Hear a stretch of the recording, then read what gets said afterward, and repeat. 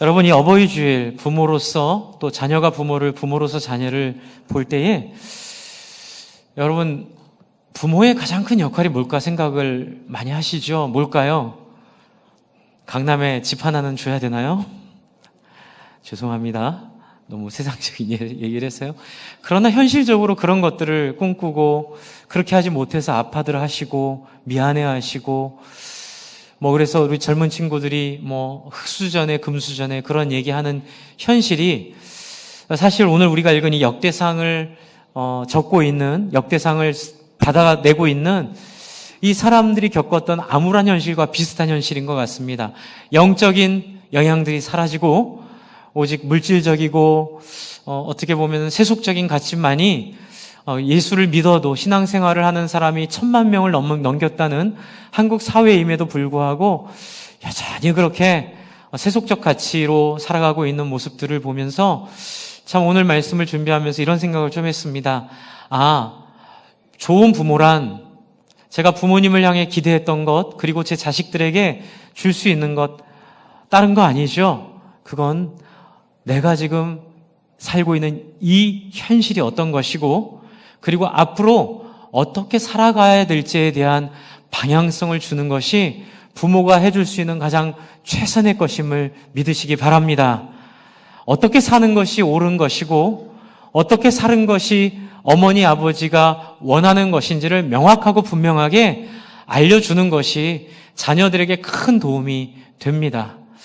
사실 오늘 우리가 읽은 이 역대상, 역대하 그리고 그 뒤에 있는 느헤미야에 이르기까지 네 권의 책은 에스라 느헤미야에 이르기까지 네 권의 책은 한 권의 원래 책이었다고 합니다. 이 책은 네 권으로 나뉘기 전에 전체적으로 하나의 흐름을 갖고 있는 책이었고요.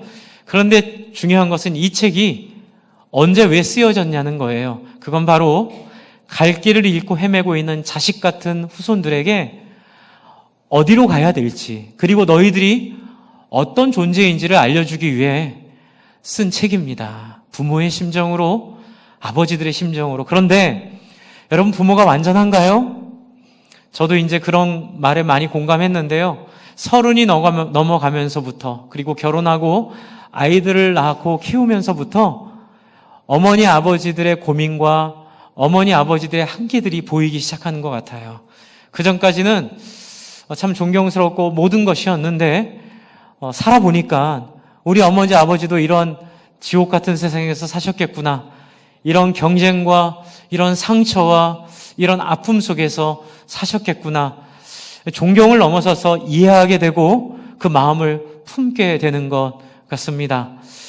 어떻게 보면 오늘 읽은 이 역대상, 역대하, 에스라, 느헤미야에 나와 있는 이 자식들의 마음이 그런 부모의 고통과 아픔과 실패를 기억하게 하고, 그래서 다시는 그 부모들이 경험했던 실수를 하지 않도록 권면하는 의미가 이 안에 있습니다. 여러분, 부모로서 자식들한테 그러면 뭘 줘야 될까요? 이제 오늘 이 책에 보면 그 내용들이 나와 있습니다. 이제 아까 전에 제가 했던 얘기를 좀 이해하기 위해서 이제 도표를 하나 보여드리겠습니다. 이 도표는 대략적인 성경 역사의 시대 구분 도표인데요. 제가 이걸 목자 목녀 카톡방에 오늘 올려놓겠습니다. 목자 목녀들께서는 모든 목원들에게 이 카톡을 나눠주시면 감사하겠습니다. 성경을 이해하는데 굉장히 도움이 됩니다. 먼저 앞에부터 살짝 설명드리겠습니다. 창조 시대는 그 아담 이야기가 창조 시대에 나와 있고요. 족장 시대는 아브라함을 부르시고 어디까지냐면 야곱 가문이 애굽으로 이주한 12지파, 12명을 이야기했던 그 12명 이야기했던 바로 그때까지가 족장 시대고, 그 다음에 희한한 게요, 출애굽으로 들어갑니다. 그런데 여러분, 나올 때를 다시 들어가게 하신 거예요. 군대에서 제일 상징적으로 이렇게 답답한 일을 시킬 때 뭐라 그러죠? 판 구덩이 다시 묻으라 그러고, 무드 구덩이 다시 파라고 하는 것처럼 하나님이 나올 애굽을 들어가게 하십니다. 어디로 나오냐면요, 애굽으로 들어갔다 어디로요? 다시 족장 시대 때 살았던 그 이스라엘 땅으로 돌아오게 하시는 이 놀라운, 그리고 때로는 이해할 수 없는 하나님의 출애굽 시대를 넘어서 출애굽을 하고요. 여기가 굉장히 중요합니다. 이게 출애굽기 19장에 있는 얘기인데, 출애굽을 하고 출애굽기 19장에 시내산에서 하나님과 언약을 맺은 이 이야기는요, 앞에서부터 있었던 모든 역사의 이유가 되고요, 그리고 뒤에 있는 모든 역사, 그리고 우리가 예수의 십자가를 믿게 됐고 예수의 십자가를 믿어서 된 결과가 바로 출애굽기 19장에 나와 있는 하나님과 우리가 언약 맺어 우리가 하나님의 언약 백성 됐다는 사실입니다. 그래서 모든 역사는 이것을 기반으로 앞과 뒤로 나뉘는데요. 그리고 뒤에는 그 가나안 땅을 정복하지요. 원래 살았던 아브라함이 살았던 가나안 땅을 정복하고요. 그 다음에 사사시대를 지나다가 그 다음에 왕이 생깁니다. 그런데 왕이 이스라엘을 보면 통일 왕국의 왕이 3명밖에 없습니다. 사울, 다윗, 그 다음에 솔로몬입니다. 그리고 나머지는 분열 왕국으로 나아갑니다. 그래서 분열 왕국으로 가서요, 북이스라엘 그리고 남유다 시대가 있는데, 북이스라엘이 좀 일찍 멸망하죠. 누구한테 멸망합니까? 아시리아한테 멸망합니다. 그리고 남유다는 바벨론한테 멸망합니다. 그런데 아시리아의 이민 정책이 물타기 정책이래가지고 북이스라엘은 혼혈족이 돼버리죠. 그래서 예수님이 우물가의 여인에게 다가가셨을 때 그 여인이 왜 유대인 남자가 사마리아인 여자인 나에게 말을 거는지를 가지고 의아하게 생각했던 이유가 바로 북이스라엘은 혼혈족이 돼서 사마리아 지대가 다 섞여버립니다. 그리고 바벨론의 포로로 끌려간 유다는 바벨론의 정책 덕분에, 바벨론은 물타기가 아니죠. 바벨론은 몽창 데리고 오는 겁니다. 그래서 그 사람들을 몽창 포로로 끌려갔다가 70년 만에 포로에서 지금 돌아와서 폐허가 된 예루살렘과 폐허가 된 이스라엘 땅에 돌아온 거예요. 그런데 이 이스라엘 땅은 무슨 땅이죠? 아브라함에게 언약했던 내가 너희에게 줄 땅, 바로 그 땅이 바로 지금 포로가 돌아온 땅입니다. 그런데 지금 포로로 돌아온 사람들이 와서 봤더니 너무 한심한 거예요. 메시아가 올 거라고 기대하고 살았는데 메시아는커녕 다윗 시대를 통해서 메시아 시대로 막바로 갈 줄 알았는데 꼬이기 시작하죠. 솔로몬 때 꼬이고, 그 다음에 그 분열이 생기고, 그 다음에 완전히 망해버리고, 이 사람들이 소망이 없는 겁니다. 그리고 포로 귀환에 돌아왔는데 다시 회복이 되나요? 안 되나요? 회복이 안 돼요. 왕이 다시 세워지지 않습니다. 이스라엘이 과거에 누렸던 영광을 다시 누리지 못합니다. 그래서 하나님 우리에게 알려주신 게 뭐죠? 내가 너희에게 주겠다는 메시아는 물리적인 다윗과 같은 왕이 아니라 누구라고요? 여기 이제 말라기 때부터 400년 동안 비는 시대고요. 이제 예수님 시대가 오는 겁니다. 예수님이 오셔서 새로운 시대를 보여주시는 게 그게 뭘까요? 하나님의 나라는 누구처럼 사는 사람의 나라다? 한번 따라 주십시오. 예수처럼 사는 사람들의 나라다. 그러니까는 하나님이 아브라함을 통해, 이제 안 보여주셔도 됩니다. 아브라함을 통해 이루기 원하셨던 그 하나님 나라의 소원을 누구를 통해 이루신 거라고요? 예수님 통해 이루신 겁니다. 그래서 예수님을 믿는다는 건 출애굽기 19장에 있는 하나님을 아버지라고 부르기를 자원하는 사람들이 된 것이 예수 믿는 믿음으로 여기시면 될 줄을 압니다. 여러분, 예수 믿음으로 말미암아 여러분은 하나님이 언약한 언약 백성의 일원이 되었습니다. 여러분, 이것이 부모로서 자녀들에게 물려주어야 할 자녀들의 실존, 자녀들의 삶의 현장에서 자녀들이 누구인가를 물어봤을 때 너희는 하나님의 거룩한 백성이다. 너희가 예수를 믿으면 하나님의 거룩한 백성이니 누구의 뜻대로 살아가라? 하나님의 뜻대로 살아가라. 그리고 무엇을 꿈꾸며 살으라? 하나님의 소원을 꿈꾸며 살으라. 이렇게 말씀을 해야 되는 이유가 여기에 있습니다. 그런데 이제 문제가 있죠. 우리의 삶은 그렇게 완전하지 않습니다. 아버지도 실수하고, 제가 작년에 어버이 주일에 했던 설교 기억하시나요? 못하시죠? 저도 찾아봐야 압니다. 네. 제가 아빠가 처음이라 미안해. 덕선이 얘기 제가 했던 기억 나는데요. 여러분, 우리는 다 처음이라서 실수합니다. 그런데 놀라운 것은 하나님은 우리를 공동체로 부르셨고요. 그 실수를 물에 흘려보내지 않으십니다.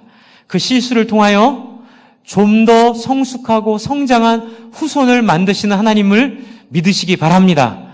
그래서 오늘 이 역대상 역대하는 그런 마음으로 후손들에게 쓴 겁니다. 포로로 돌아와서 드디어 우리가 포로에서 해방돼서 하나님 나라의 역사를 누릴 줄 알았더니 웬걸 돌아왔더니 예루살렘 성은 완전히 망가져 있고 거기에 70년 동안 다른 나라에서 들어온 사람들이 살고 있고 너무 머리가 아픈 거예요. 이 문제를 어떻게 해결해야 될지 모르겠는 거예요. 게다가 다윗 왕조가 회복될 줄 알았는데 페르시아가 또 나타나깁니다. 바벨론이 멸망하니까 끝났다. 그래서 드디어 하나님의 나라가 임했다 생각을 했는데 페르시아가 나타나기 시작해서 페르시아 왕국이 통치하기 시작하니까 메시아는 도대체 어디 있는가? 우린 이것으로 끝인가? 여기서 마무리해야 되는가? 주 안에 사랑하는 성도 여러분, 하나님의 나라의 역사는 깁니다. 하나님 나라의 역사는 한 대에 머무르지 않고요. 3대, 4대, 5대를 통하여 큰 그림을 하나님 그려 가십니다. 그래서 이 선배들이 이 후배들에게 앞에 있었던 하나님의 역사가 우리 조상들에게 선배들에게 이루어진 역사를 포로에서 돌아온 사람들을 격려하기 위해 역대상 1장부터 여러분 10장까지 다 뭘까요? 족보 얘기예요. 그러니까 역대상이 재미없는 거예요. 마치 엔드게임을 앞에 안 보고 보면 재미없는 것처럼 앞에 그 아이언맨이나 이런 내용 하나도 모르면 그게 무슨 의미인지 무슨 뜻인지 모르잖아요. 감동도 안 되는데 그 앞에 있는 사연들을 보면 뒤에 있는 내용들이 감동이 되는 것처럼 여러분 아담부터 있었던 이야기들, 구약의 이 역사들을 다 이해하고 알게 되면 여러분 하나님이 어떻게 일하셨는지 그리고 우리가 서 있는 자리가 어딘지를 이해하게 되기 때문에 역대상은 일부러 그런 족보를 많이 쓰고 있습니다. 그 족보 중에 제일 중요한 점만 하나 좀 첫 번째로 말씀드리려고 합니다. 여러분 지난주에도 말씀드렸지만 우리가 예수 믿고 하나님의 백성이 되었다는 근거가 어디 있을까요? 그것은 하여간 머리에 새기십시오. 출애굽기 19장, 출애굽기 19장, 출애굽기 19장입니다. 네, 정말 예수 믿는 믿음에 정말 이게 길이 열리려면 출애굽기 19장이 이해가 돼야 됩니다. 여러분 출애굽기 19장에 보면 하나님이 제가 아까 말씀드렸죠. 제가 반복해서 말씀드리고 용서해 주십시오. 여러분 안에 뼈에 새겨져야 됩니다. 하나님이 들어갈 곳을 다시 들어가게 하려고 애굽으로 꺼내 오신 거예요. 그리고 400년 실컷 고생시키다가 홍해 사건을 경험하게 함으로써 하나님이 누군지를 알게 하시고 왜요? 하나님을 향해 자원하여 내가 하나님의 백성 되고 싶습니다라는 말을 듣고 싶으신 거예요. 김창욱이라고 여러분 아세요? 그 부부관계 세미나 전국 다니면서 엄청 많이 하시는 분이신데 제가 지난주에 그분 강의를 한번 15분짜리 들어봤는데 너무 재밌게 하시더라고요. 그런데 이분이 이런 얘기를 하시는 걸 들었습니다. 여러분, 제가 부부관계 세미나를 하면서 100커플을 이제 세미나를 했는데 그날은 남자, 여자 따로 모았대요. 세미나실에. 갖고 설문지를 줬대요. 내가 사랑받고 있다고 느끼는 아내들은 내가 사랑받고 있다고 체크하고 설문지를 내라고 했고요. 남편들한테는 내가 진심으로 아내를 사랑하고 있다고 생각하는 사람은 저기에 내가 사랑하고 있다 체크하고 내라고 했대요. 그런데 100명 중에 들으신 분도 있겠지만 몇 명이? 20명이 내가 사랑받고 있다고 써서 냈대요. 그런데 남자한테 다 받았는데 남자 중 100명이 몇 명이 내가 아내를 사랑하고 있다고 체크했을까요? 2명. 근데 그 20명 중에 그 2명이 있는지도 잘 모르겠는. 그래서 최악의 경우는 20명이 착각하고 살고 있든지 아니면 18명이 착각하고 살고 있는 이 비참한 시대, 비참한 상황들. 근데 이제 그분이 딱 그 얘기 하시는 거예요. 오늘 이 강의를 들으시면 제가 여러분 서로 사랑하게 해 드릴 그러다 갑자기 머뭇머뭇거리면서 있을 수도 있는데 이렇게 자신 없게 얘기를 하니까 거기 이제 탤런트가 한 명 앉아 있었어요. 뭐 탤런트들을 모아놓고 했던 강의인 것 같아요. 탤런트도 한 명 앉아 있었는데 갑자기 선우옥녀 씨인가요? 그분이 손을 들고 그런 말이 어디 있냐고, 우리 지금 강의해 주는데 왜 이렇게 자신 없냐고, 그때 막 자기한테 화내지 말라고 막 그러면서 하는 얘기가 뭐냐면, 아무리 좋은 권명과 좋은 이야기도 여기가 중요합니다. 여러분의 의지가 없으면 아무 소용없다는 걸 자기가 경험했다는 거예요. 자기가 탁월하게 강의도 하고 정말 많은 경험을 통해 부부관계를 잘 만들어줄 수 있는 능력이 있는데도 해보니까 정말 아내를 사랑하고 싶지 않은 사람이 소용이 없대요. 정말 남편을 사랑하고 싶지 않은 사람들에게는 아무 의미가 없다는 거예요. 그래서 자기가 뒷말을 이렇게 흐렸다고 얘기를 하더라고요. 여러분, 하나님이 우리에게 그러고 계세요. 여러분, 하나님은 저와 여러분을 다 하나님의 백성 만들고 싶어 하세요. 그런데 이게 제 레파토리로 계속 드리는 말씀입니다. 이게 여러분, 이 구조가 형성이 돼야 성경이 이해가 되니까 용서하고 계속 들으십시오. 하나님은 우리를 억지로 하나님 사랑하게 할 수 있지만 그렇게 하신다 안 한다? 안 한다. 그래서 저는 하나님의 자기 부인, 하나님의 자기 절제, 하나님의 자기 포기라고 저는 생각합니다. 할 수 있지만 안 하는 거예요. 왜요? 해봐야 소용이 없는 거예요. 왜요? 여러분, 하나님의 형상의 가장 존귀한 부분은 뭐예요? 자기가 자원해서 했을 때 그때 하나님의 형상의 영광이 드러나게 됨을 믿으시기 바랍니다. 하나님의 영광의 가장 영광스러운 자리는 억지가 아니라 자기가 원하고 자기가 하고 싶고 못해도 하겠다는 의지를 가지고 얘기할 때 그게 비로소 의미가 있는 거예요. 그분이 잘 얘기했어요. 출애굽 19장이 그 얘기 해주는 거예요. 여러분, 왜 하나님이 이렇게 뺑뺑이 돌리셨을까요? 왜 홍해를 가르셨을까요? 왜 예수를 십자가에 굳이 죽이고 다시 부활시키는 수고를 감수하셨을까요? 예수님 얘기도 뺑뺑이잖아요. 살 사람 왜 죽이고 다시 살리세요? 안 죽이시면 되는데. 그런데 다시 죽였다가 다시 살리시는 이유는 뭘까요? 우리를 설득해서 우리 마음을 열게 해서 어떻게 해요? 우리로 그렇게 되고 싶은 마음을 갖도록 하시는 거예요. 여러분, 그 일을 하나님이 하시는데 그러면 이 이스라엘이 하는 질문이 있어요. 우리는 하나님의 백성인데, 우리는 하나님의 자녀들인데. 두 번째입니다. 근데 왜 우리는 이 모양 이 꼴입니다? 하나님, 우리 하나님 포기하지 않았다 했잖아요.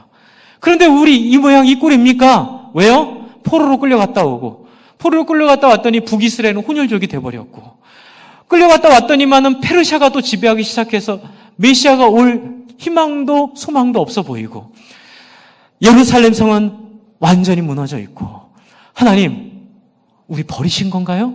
라고 했을 때 한번 따라해 주시죠. 내가 너희를 버린 것이 아니라 너희를 준비시키는 것이다. 그 얘기가 지금 역대상 역대하를 통해 하시는 얘기예요. 그러면서 이걸 분명하게 해주세요. 너희가 준비되기 위해 알아야 될 사항이 두 가지 있다. 그 두 가지가 부정적인 것 하나. 너희가 이렇게 포로로 끌려가고 너희가 고생하는 이유는 하나님의 백성인데 하나님의 백성이 하나님의 백성답게 살지 못하기 때문이다. 이 얘기 하시는 거예요. 여러분, 저는 옛날에 성경 공부하다가 출애굽기 19장에 일부 때는 안 봤는데 한번 살짝 볼까요? 쉬운 거니까. 출애굽기 19장. 출애굽기 19장에 8절이에요. 19장 8절. 19장 8절은요, 아크릴판으로 덮어 씌워야 됩니다. 너무 중요한 구절이랬어요. 19장 8절인데요. 목사님, 더 중요한 건 5절, 6절, 7절 아니에요? 그것도 중요한데요. 8절이 결정적이에요. 8절을 한번 읽어보겠습니다. 8절 한번 읽을게요. 시작. 백성이 일제히 뭐 했다고요? 응답하여 이르되 여호와께서 명령하신 대로 우리가 다 행하리라. 모세가 백성의 말을 여호와께 전하매. 이 말만 안 했어도 이 고생을 안 했는데, 이 말만 안 했어도, 그쵸? 여러분, 그냥 다른 이방 나라들처럼 적당히 타락해서 적당히 죄 가운데 지내다가 어차피 갈 지옥, 그쵸? 그냥 여기서 즐기다가 가도 되는데, 사도 바울 얘기처럼 부활이 없으면 우리는 세상에서 가장 불쌍한 사람들이잖아요. 그런데 이스라엘 백성들이 이 말 한마디 때문에 어떤 관계가 됐죠? 하나님과 언약 관계가 돼서 적어도 이 땅에서는 자기를 부인하지 않으면 하나님을 섬길 수 없게 되는, 그런데 이게 결과적으로 영광스럽죠. 왜요? 영원한 삶이 있으니까요. 그러니까 주변 나라와 비교할 수 없는 영광이 있긴 한데 제가 이렇게 표현하는 건 뭐냐면 너무 힘든 거예요. 결혼하신 분들 제가 여쭤보겠습니다. 다시 결혼하고 싶으세요? 네. 네. 결혼해서 힘이 들어요. 예, 쉽지 않습니다. 네. 제 자신을 감당하기도 쉽지 않고, 예, 저도 감당하기 쉽지 않은데, 예, 다른 자매를 제가 감당하는 것도 쉽지 않죠. 이기적인 사람인데, 그러나 그 고통 가운데 놀라운 걸 발견하게 되죠. 이스라엘 백성들처럼 하나님의 백성이 되어가는 과정을 경험하게 됩니다. 여러분, 이스라엘 백성들이 예라고 한 말이 이렇게 이스라엘 백성들의 역사를 바꿔놓은 거예요. 어떻게 해요? 한번 예수 믿은 사람은 하나님이 결코 포기하지 않습니다. 그러니까 포로로도 끌려가는 거예요. 여러분, 교회 생활 이렇게 잘하다가 교회가 갑자기 소용돌이 안에 들어가는 경험들이 있습니다. 그래서 그 안에서 상처받고 상처 입고 마치 포로에 끌려간 것처럼 교회가 막 이렇게 어려움을 겪을 때가 있어요. 그건 하나님이 버리신 게 아니라 오히려 하나님의 백성으로 붙잡으시려고 뭘 하신 거예요? 단련하시고 시험하셔서 어떻게 하려고요? 하나님만 의지하게 하는 사람으로 다시 회복시키시려고 하시는 거예요. 그래서 이 안에 교훈을 주세요. 크게 버릴 것 하나 주세요. 그게 뭐냐면 10장에 있는 10장 13절입니다. 역대상 10장 13절에 있는 이 10장 13절 14절에 있는 요 세 가지 내용을 하나님이 예수를 믿는 사람들이라면, 하나님의 백성이 된 사람들이라면 이 말씀을 꼭 들어야 돼요. 13절에 보시면 여러분, 이 사람들이 포로로 끌려오고 이 고생하는 이유는 조상들의 이런 문제 때문에 단련받느라고 된 건데요. 여호와께 뭐 했기 때문에요? 범죄했기 때문에 그렇습니다. 여러분, 예수 믿고 하나님 앞에 죄 짓는 걸 가벼이 여기시면 안 됩니다. 여러분, 예수님이 우리의 범죄를 없는 것처럼 여기시고 어떻게 해도 괜찮은 사람으로 구원하려고 죽으신 거 아니에요. 용서하심을 통하여 우리로 어떤 사람 만들려고요? 하나님 앞에 범죄하지 않는 사람 만들려고 예수가 죽었음을 믿으시기 바랍니다. 왜요? 우리는 예수를 통하여 출애굽기 19장에 하나님과 언약한 그 언약 백성이 영적 이스라엘이 됐기 때문에 그래요. 그러니까 하나님은 이 목적을 포기하지 않기 때문에 여러분이 범죄하는 거 원하시지 않습니다. 그런데 이 범죄는 세 가지 범죄가 있어요. 첫 번째 뭡니까? 10장 13절에 첫 번째 범죄의 본질이 뭐죠? 여호와의 말씀을 지키지 않은 거예요. 여러분, 예수 믿는 분들이 성경 읽지 않고 하나님 말씀을 귀담아 듣지 않는 이유가 뭘까요? 착각하기 때문에 그래요. 하나님이 내 이해관계에 편에 쓰신다고 착각하기 때문에 그래요. 많은 분들이 오해하는 게 예수님이 내가 잘 먹고 잘 살게 하기 위해 죽었다고 착각을 하시는 거예요. 절대로 그렇지 않습니다. 예수님이 죽으신 이유는 나를 하나님의 거룩한 백성, 하나님 닮은 사람으로 만들기 위해 죽으신 거예요. 그렇죠? 그런데 사울이 실수한 게 뭐냐면요, 사무엘상 15장을 한번 보세요. 구약성경 431쪽에 있습니다. 사무엘상 15장을 보시면 사울의 문제가 여기 나와요. 예수 믿는 분들에게도 이런 문제가 있을 수 있습니다. 사무엘이 사울에게 이르되 라고 말하면서, 여러분 3절을 보세요. 3절을 여호와의 말씀을 들으소서 1절에 말씀하시고 3절에 뭐라고 하죠? 지금 가서 아말렉을 쳐서 그들의 모든 소유를 남기지 말고 진멸하되 남녀와 소아와 젖먹는 아이와 우양과 낙타와 나귀를 죽이라 하셨나이다 했는데, 여러분 9절을 같이 읽겠습니다. 15장 9절을 같이 읽으십시오. 같이 읽습니다. 시작. 사울과 백성이 아각과 그의 양과 소의 가장 좋은 것 또는 기름진 것과 어린 양과 모든 것을 남기고 진멸하기를 즐겨하지 아니하고 가치 없고 하찮은 것은 진멸함이니라. 여러분, 여호와의 말씀을 안 들은 이유가 뭘 때문에 그럴까요? 자기가 갖고 있는 이해관계 때문에 그래요. 여러분, 아담의 범죄도 지금 이 문제입니다. 자기의 이해관계 때문에 그렇습니다. 그러나 여러분, 하나님은 자기의 이해관계 때문에 우리를 다루시나요? 하나님 우리를 대하실 때 당신의 이해관계 때문에 다루시나요? 아니죠. 그런데 우리는 하나님의 백성이 되고도 우리의 이해관계 때문에 하나님을 때로는 말도 듣고 말도 듣지 않는 거예요. 여러분, 이것이 이 시대의 한국교회가 겪고 있는 포로 생활과 같으니 수치와 모욕의 이유입니다. 교회가 힘을 잃어버린 이유이고 하나님께서 교회를 어려움에 두시는 이유이기도 합니다. 혹시 여러분의 개인의 인생에 고난과 고통과 아픔이 계속 반복되고 끊이지 않는다면 이 점을 한번 확인해 보셔야 돼요. 혹시 여러분은 하나님 앞에 자기의 이해관계를 따라 중심을 놓치고 그렇게 하나님을 중심으로 두지 않고 그렇게 약삭빠르게 살고 있지는 않습니까? 계산적으로 신앙생활 하지는 않습니까? 여러분, 하나님은 이 부분을 하나님 백성답지 않다고 보시는 거예요. 근데 이거는 어쩔 수 없고 자연스러운 인간의 본질입니다. 아담의 본질입니다. 그래서 누가 오셨죠? 예수가 와서 자기 좋을 대로 하셨나요? 아니죠. 우리 영혼을 위하여 자기의 이해관계를 다 내려놓으신 분이 예수님이시죠. 그리고 여러분 뒤에 보시면 11절을 보세요. 15장 11절, 사무엘상 15장 11절 같이 읽겠습니다. 시작. 내가 사울을 왕으로 세운 것을 어떻게 한다고요? 후회하노니 그가 돌이켜서 나를 따르지 아니하며 내 명령을 행하지 아니하였음이라 하신지라 사무엘이 근심하여 온 밤을 여호와께 부르짖나이다. 부르짖었다. 이렇게 얘기하고요. 그리고 22절, 23절 그 유명한 구절입니다. 여러분 22절, 23절을 같이 읽겠습니다. 시작. 사무엘이 이르되 여호와께서 번제와 다른 제사를 그의 목소리를 청중하는 것을 좋아하신 같이 좋아하시겠나이까.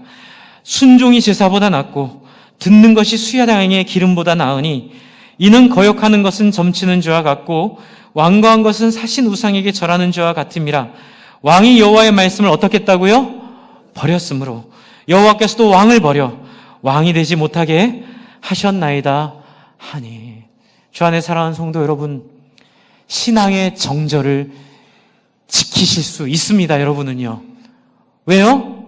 예수의 죽음과 부활로 성령이 오셨음을 믿기 때문입니다. 성령이 여러분의 신앙의 정절을 지킬 수 있게 하기 때문에 그깟 이해관계에 매몰되어 포로 생활을 굳이 경험하지 마시기를 바랍니다. 우리가 한번 돌아봤으면 좋겠고요. 두 번째는 뭘까요? 10장 다시 역대상 10장 13절로 나가보시죠. 말씀을 지키지 않은 것, 우습게 여긴 것. 두 번째는 뭐죠? 신접한 자에게 가르치기를 청하고, 이것은 어떤 내용이냐면 사무엘이 죽습니다. 그런데 화장실 갈 때 다르고 나올 때 다른 것처럼 필요 없을 때는 사무엘을 냉대하더니만 필요할 땐 또 막 사무엘을 찾아요. 그래가지고 점치는 사람한테 가서 사무엘을 불러달라고 신접한 자들한테 가서 귀신의 노름에 놀아납니다. 여러분 그때 속습니다. 신접한 자에게 가르치기를 청하고 하나님은요 말씀 위에 하나님을 당신을 계시하지 않습니다. 여러분 그래서 말씀을 안 읽고 영적 이상한 것들을 체험하는 사람들은 너무 위험합니다. 왜요? 나타나는 성령이 자기의 욕망을 감추고 자기의 욕망을 가면으로 뒤집어 쓰고 나타날 가능성이 있기 때문에 그렇습니다. 사주팔자 보고 점칙하고 또 신앙을 무당처럼 하는 분들, 정말 하나님 앞에 돌아오지 않으면 평생 예수 믿었기 때문에 하나님이 끝까지 포기하지 않기 때문에 죽을 때까지 하나님 쫓아다니면서 하나님 힘들게 하십니다. 돌아오셔야 합니다. 포기하고 회복하셔야 됩니다. 그런데 여러분, 목사님 저는 미할이 안 가요. 여러분 안심하지 마십시오. 저희 동네는 미할이었습니다. 점집들이. 여러분 안심하지 마십시오. 미할이 안 간다고 된 거 아닙니다. 우리는 또 무슨 신을 섬기죠? 한번 따라해 주십시오. 돈의 신. 여러분 우리가 결정적으로 문제인 것은 우리는 돈을 섬깁니다. 그걸 교묘하게 포장을 해서 하나님의 성전을 지어드린다, 교회를 한다는 핑계로 여러분 자꾸 돈을 추구하는 기도를 합니다. 제가 11조 가장 많이 하는 사람 되게 해달라는 기도는 이해하지만 그 기도가 갖고 있는 위험성이 여기에 있습니다. 여러분 하나님의 나라는 돈으로 세우는 나라입니까? 아닙니다. 하나님의 나라는 물질로 세우는 나라 아닙니다. 하나님의 나라는 어떤 세속적인 가치로 세우는 나라 아닙니다. 그런데 자꾸 안수 집사님들이, 장로님들이, 목사들이, 또 권사님들이 교회 직분을 가지고 세속적 기준과 가치를 따라 교회를 운영하려고 할 때 어떤 일이 벌어질까요? 그 교회에 있는 성도들이 다 포로로 끌려가는 비참함을 경험하게 됩니다. 교회에서 다툼이 나고 교회가 흔들리고 교회가 세상에 부끄러운 존재가 됩니다. 부탁드립니다. 평신도가 동역자 돼야 되지만 명확하게 부탁드립니다. 말씀을 따라 준비된, 말씀을 따라 포기된, 말씀을 따라 신접한 자에게 가지 않는 사람으로서의 동역자 되어주시기를 간곡히 부탁드립니다.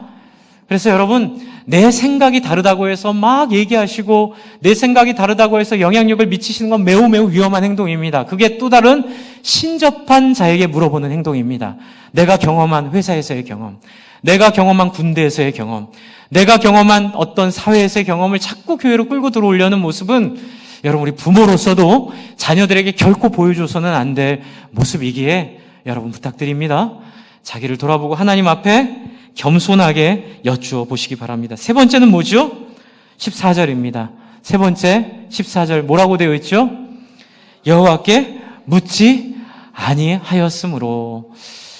여러분, 앞에는 여호와의 말씀을 수동적으로 지키지 않은 게 문제인데요. 마지막 세 번째는 여호와를 찾지 않은 게 죄라고 얘기하고 있습니다. 주 안에 사랑하는 성도 여러분, 이 말씀 기억하시죠? 구하라 그리하면 주실 것이요 찾으려면 그리하면 찾으리라. 저는 여러분이 누구나 할 거 없이 누구든지 하나님을 구하면 하나님이 여러분과 만나 주실 줄을 믿습니다. 못 만난 분들은 공통점이 하나 있어요. 구하지 않은 거예요. 착각하는 거예요. 목사님, 제가 구하면 우리 아들 괜히 신앙 좋아져가지고 선교사로 나갈까봐 겁나요. 그러면 저는 이렇게 말씀드리고 싶습니다. 염려하지 마세요. 절대로 안 보내십니다. 그 영광스럽고 놀랍고 위대한 역사에 절대로 하나님이 원하지 않은 분은 껴주세요, 안 껴주세요? 안 껴주세요. 염려하지 마십시오. 그러나 그 마음에 하나님을 구하고 하나님을 묻는 자들 속에 그것이 얼마나 영광스러운 인생임을 알려주실 것이 분명한 줄을 믿으시기 바랍니다. 어젠가 우리 조수미 성악가께서 TV 토론 프로그램, 대담 프로그램에 나오셔서 하시는 말씀 중에 참 은혜 받은 말이 하나 있습니다. 이분이 평생 물 한 번 묻어본 적이 없대요. 비 한 번 맞아본 적이 없대요. 컨디션 조절이 중요하기 때문에 어디 가나 습도계 가지고 다니면서 최고의 호텔에 온도 습도 항상 맞춰진 방에서 거리도 나가지 않고 자기는 회식도 안 한대요. 컨디션 목 때문에요. 그러다가 브라질에 갔는데 어떤 분이 브라질에 있는 빈민가를 한번 가보자 그러더래요. 자기는 가기 싫었대요. 근데 그분이 강하게 얘기해서 갔답니다. 갔더니 상상할 수 없었던 인생들, 자기가 노래하면서 만났던 그 행복해 보이는 사람들, 모든 걸 갖춘 사람들과 다른 삶 속에 있는 정말 그 쓰레기 속에서 쓰레기를 줍고 사람이 살 수 없는 집 가운데 살고 있는 사람들을 보며 제가 충격을 받았대요. 그래서 자기가 그 다음에 이렇게 생각이 바뀌고 태도가 바뀌고 삶이 바뀌었다고 얘기하시면서 이런 얘기를 하시더라고요. 그 다음부터는 자기는 장소를 가리지 않고 간답니다. 자기 노래가 필요하다 그러면 격이나 장소를 가리지 않고 가고요. 그래서 이렇게 회사 로비 같은 데서 노래하는 사진도 보여주시고, 그러면서 자기는 자선음악회 이런 데 열심히 다니면서 자기가 노래함으로써 내가 못 보는 세상의 어두움 가운데 있는 분들을 돕고 그분들을 후원하는 유니세프나 이런 활동에 열심히 임하게 됐대요. 근데 그 다음 말이 참 감동이었어요. 자기 너무 행복하대요. 이전에 누릴 수 없던 기쁨을 맛봤대요. 이전에 누릴 수 없던 만족을 맛봤대요. 이전에 누릴 수 없는 행복을 누리기 시작했대요.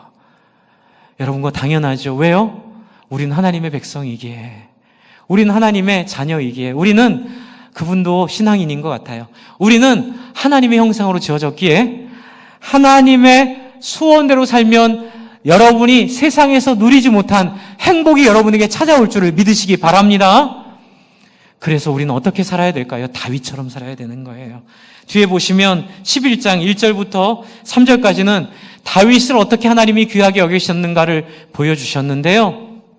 제가 다윗을 생각할 때 정말 잊혀지지 않는 그림이 한 장면이 있습니다. 그게 뭐냐면요.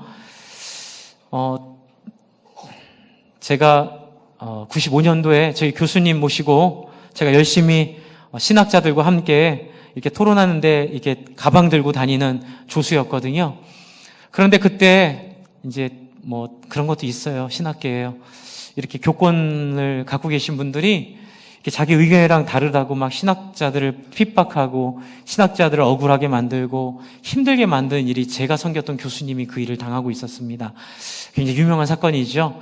그 당하고 있었는데 그 교수님이 너무 힘들어 하시더라고요. 너무 부당하고 억울하고 고통스러워 하는데, 그런데 그때 새 왕의 이야기라는 책, 제가 신년 새벽 기도회 때 함께 읽었던 그 책을 같이 나눴어요. 그때 우리가 다윗을 발견했습니다.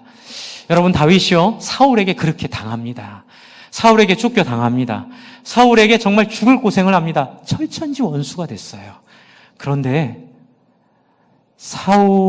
다윗이 숨어있는 동굴로 사울이 용변을 보려고 들어와 다윗을 등지고 앉아 용변을 봅니다. 여러분, 이런 걸 보고 뭐라 그러죠? 찬스라고 얘기합니다. 우리는 이런 걸 찬스라고 얘기합니다. 그냥 자기가 들고 있는 칼로 한번 휘두르면 자기를 평생 괴롭게 하고 힘들게 하고 어렵게 하는 이 원수를 해결할 수 있는 방법이 돼요. 그런데 다윗은 이해할 수 없는 행동들을 합니다. 사울의 목숨에 손대지 않습니다. 이런 일이 여러 번 있습니다. 그리고 멀리서 사울이 언덕을 지나가자 사울이 용변을 볼 때 사울의 옷깃을 칼로 자르거든요. 잘라서 사울이 멀리 가니까 흔들며 얘기합니다. 왕이시여, 내가 이런데도 당신을 죽이지 않았습니다. 그런데 왜 나를 죽이려고 이렇게 날 쫓아다니십니까? 그런데 여러분, 왜 다윗이 사울을 안 죽였을까요?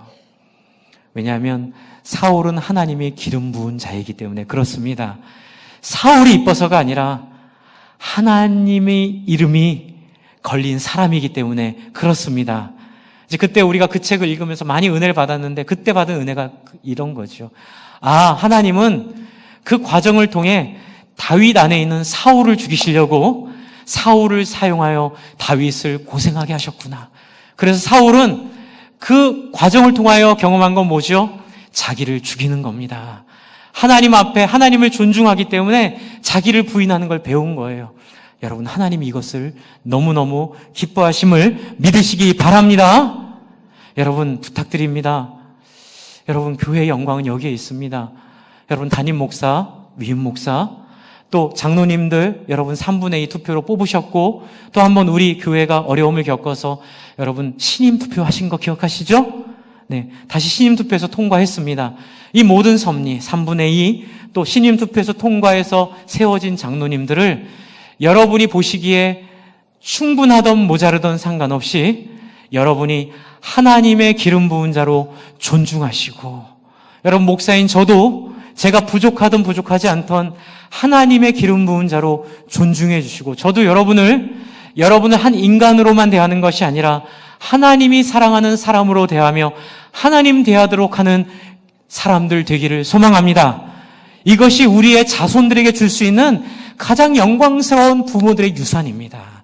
삶을 대하는 자세, 사람을 대하는 자세, 사람을 대하고 그 권위를 대하는 자세, 거기에는 항상 자기 포기가 있는 이 자세가 자식들에게 줄 수 있는 가장 큰 유산으로 여러분이 남겨주시기를 부탁을 드립니다. 여러분, 그렇기 때문에 하나님은 다윗을 너무너무 기뻐하세요. 그래서 사울이 죽은 다음에 다윗을 왕으로 세웠는데요. 이제 마지막으로 4절부터 9절이 저는 이걸 그냥 단순하게만 생각해서 깨닫지 못했는데, 제가 이 설교 준비하면서 깨달았습니다. 다윗이 또 어떤 사람이었는가를 보여주는 거예요. 4절부터 9절은요, 지금 있는 예루살렘 성을 다윗이 정복한 이야기인데요. 예루살렘 성은 하나님이 주신 12지파에게 주신 땅의 가장 요충지에 있었어요. 여부수성이라고 했는데, 이 성은 점령하지 않으면 이스라엘의 남북 간의 소통이 문제가 생기는 지역이에요. 그런데 사울 때까지 이걸 점령하지 못하고 있었어요. 왜요? 여부수성은요, 소경이나 절름발이가 방어해도 방어할 수 있다는 속담이 있을 정도로 완벽한 요새였습니다. 그 시대의 최고의 요새였습니다. 그런데 다윗이 이성을 정복합니다. 왜 정복한지가 안 나와 있어요. 제가 지난주에 열심히 찾아봤더니 여러분 여부수의 다른 이름이 뭘까요? 모리아예요. 모리아산. 모리아산은 아까 전에 일부에 말씀드렸던 아브라함과 하나님이 그 땅을 주겠다 약속하신 굉장히 중요한 약속의 땅입니다. 여러분, 하나님이 이삭을 제물로 바치려고 했을 때 아브라함이 아침 일찍 일어나 이삭을 데리고 산으로 올라갑니다. 올라가서 이삭을 누이고 손을 높이 듭니다. 그때 하나님이 하늘에서 다급하게 말씀하시죠. 아브라함아, 아브라함아, 네 아들 이삭에게 손대지 말라. 네가 나를 비로소 사랑하는 줄 내가 알았다. 이렇게 얘기하시죠. 네가 나를 위하여 아들도 아끼지 않았기 때문에 나도 너에게 네 자손이 하늘의 별처럼 많도록 역사하겠다. 여러분, 하나님이 아브라함과 소통하며 그 자리를 뭐라고 했을까요? 여호와 이레라고 말하게 됩니다. 여러분, 바로 그것을 다윗은 알고 있었던 거예요. 아무리 말하지 않아도 다윗은 마음속에 하나님의 소원을 두고 사는 사람이에요.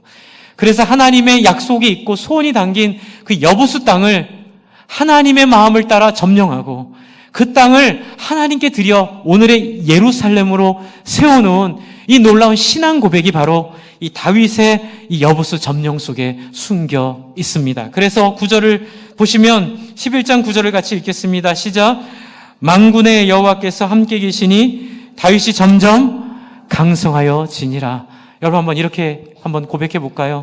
네가 나를 위하여 네 인생을 아끼지 아니하였으니 나도 너를 위하여 나를 아끼지 않으리라. 여러분, 이것이 하나님이 여러분에게 주시는 놀라운 하나님 나라의 언약임을 믿으시기 바랍니다. 여러분, 예수 믿고 우리도 다윗과 같이 하나님의 소원을 따라 사는 삶을 살기를 바랍니다. 그래서 여러분, 격려드리고 싶습니다. 여러분, 앞으로 우리가 과거에 어떤 삶을 살았는지는 중요하지 않습니다.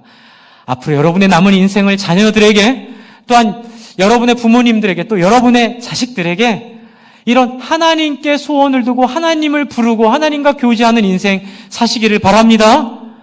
목사로서의 역할은 다르고 여러분으로의 역할은 다르지만 그러나 열심은 같은 열심으로 하나님 앞에 간절히 하나님의 나라를 이루는 소원을 두고 여러분이 함께 영혼권을 제사 삼고 공동체를 이 세상에 보여주는데 한마음 한뜻으로 최선을 다하여 함께 살아갈 때에 여러분이 하고 있는 사업, 여러분이 하고 있는 직장, 여러분의 자녀들, 여러분의 인생을 네가 나를 위하여 너를 아끼지 아니하였으니 나도 너에게 나의 축복을 아끼지 않겠다라는 약속으로 하나님이 보답하게 하실 줄을 믿습니다. 모든 것들을 우리 한마음 한뜻으로 영혼권하여 제사 삼고 공동체 세우는 일에 한마음 한뜻으로 함께 해주시기를 부탁을 드립니다. 우리 함께 같이 기도할까요? 하나님 앞에 하나님, 그러한 인생으로 우리가 살기를 원합니다. 하나님, 저희의 인생을 우리 자녀들 앞에 부끄럽지 않게 뜻을 세운 인생으로, 하나님의 나라를 세우는 인생으로 예수님을 통하여 하나님의 백성이 되었으니 하나님의 나라를 전하고 하나님의 나라를 보여주는 인생으로 우리를 만들어 주십시오. 함께 기도하겠습니다. 하나님 아버지, 하나님의 나라를